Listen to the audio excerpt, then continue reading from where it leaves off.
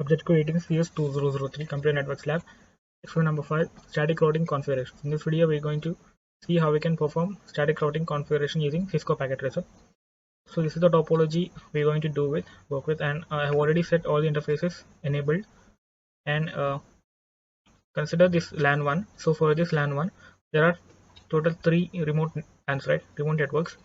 The first one is the LAN 2 here, and the LAN 4 over here, and the WAN 3, right? So if you have to communicate, if you have to send a packet from PC1 to PC6, that is not possible because the routers have not been configured, right? So let us check that once. Let us ping between PC1 and PC6, and you can see so what we'll see is the packet being sent back by the router.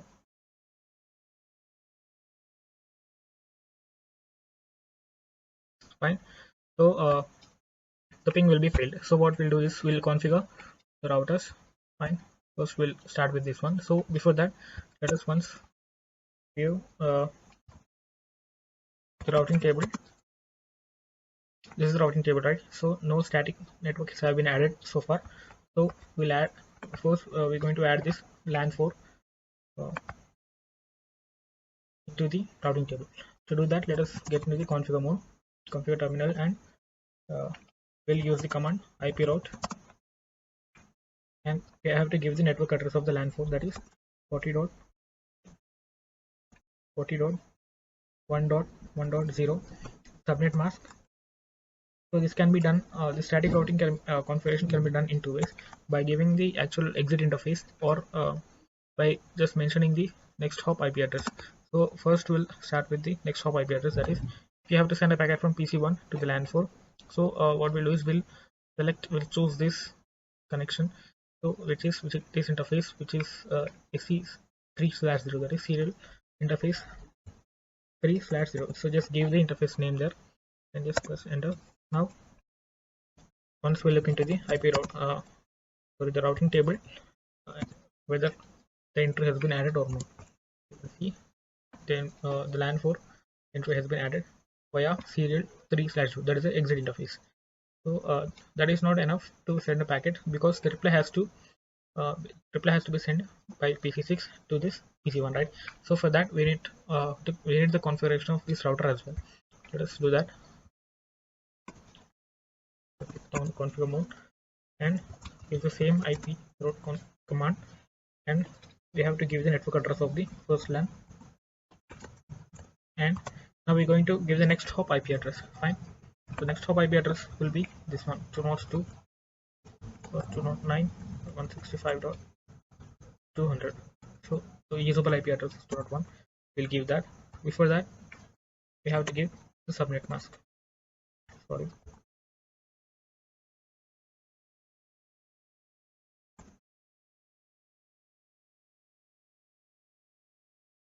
Enter.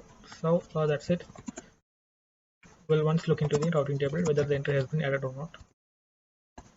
You can see 192.168.10.1 network has been added.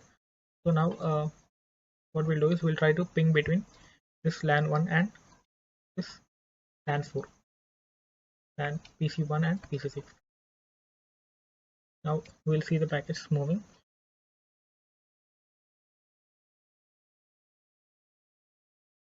Since we have configured the router 1 of the first LAN, it's able to forward the packet to the corresponding correct router, and since we have configured the router for the LAN 4 as well, this router as well, what happens is it is able to send the reply back to the correct host.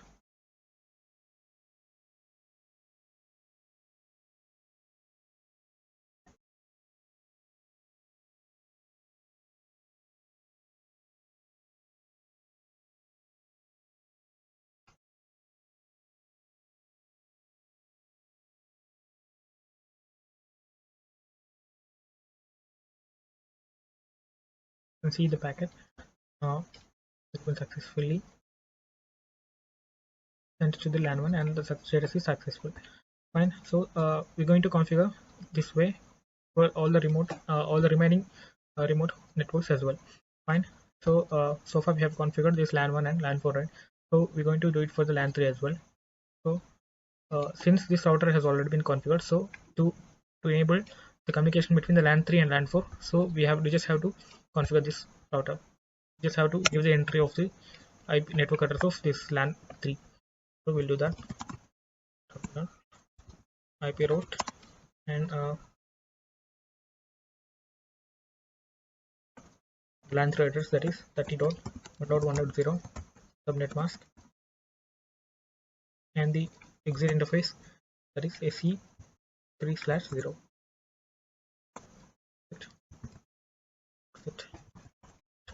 Now we'll check between the LAN 3 and LAN 4. Connect ping between PC4 and PC6.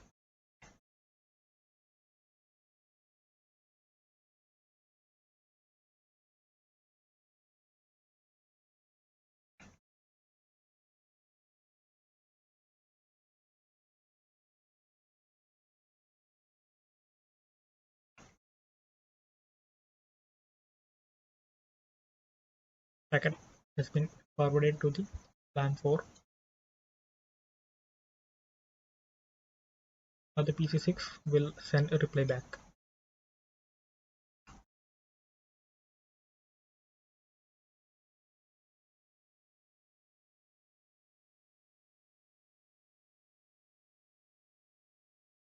Now the router is sending back the corresponding LAN 3 to just PC4. You can see the status is successful. So that is how we configure the remote LANs, and the remaining thing is LAN 2. So we have to configure uh, configure the network for the LAN 2 as well. So we will configure both these routers in order to reach the packet in order to reach PC2 from the packet from LAN. So we have to configure the router 1. We have to give the entry of the LAN 2 network address into this first router as well. So we'll do that now. IP route, and the LAN 2's network address is 10.1.1.0 subnet mask, and here the exit entry, that is AC serial interface 2/0. We will give that. That's it. Now the entry of this network address has been given to this router 1. Now come to the router 2. We just have to give the network address of the LAN 1 into the routing table of router 2. The terminal and the route. So the network address of the LAN 1 is 192.168.10.0 and subnet mask, and the exit interface here is same, serial interface /0. Just give exit here. Now we'll check between the LAN 1 and this remote host, that is LAN 2, being between PC1 and PC5.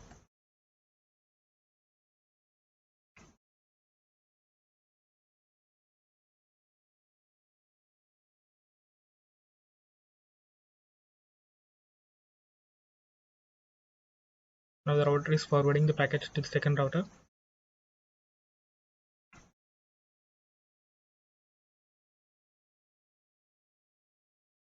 PC5 will reply back.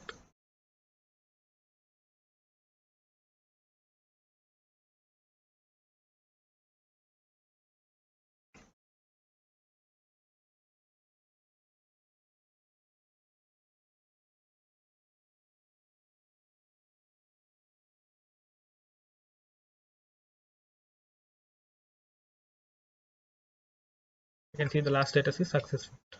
So we have configured the two routers, that is LAN 1 and LAN 2. Now but the reply from the LAN 2 cannot go to LAN 3, right? So because this entry is not available in the router 2, so we'll configure that. We'll push that entry into the router 2's routing table as well. So we are in the router 2 CLI and enable terminal and IP route IP route the network address of the LAN 3, that is 30.1.1.0.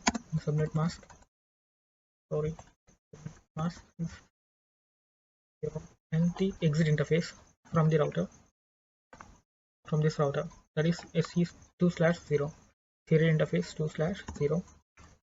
Now that's it. We have added that entry, I mean the network address of LAN 3 entry into this routing table. Now we'll check the connectivity between this LAN 3 and the remote host, that is PC2.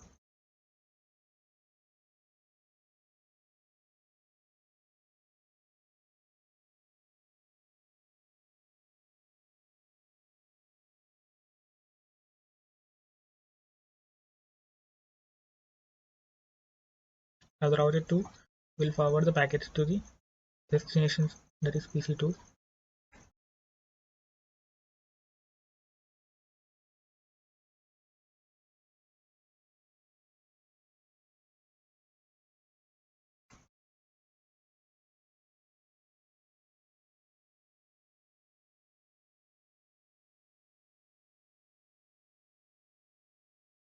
You can see the reply has been sent back from the router 2 to PC4. Now it will be delivered to the PC4. You can see the last status is successful. So this way we can perform the static routing configuration uh, to achieve the communication between the remote networks. I hope all the connections are correct, and thanks for watching.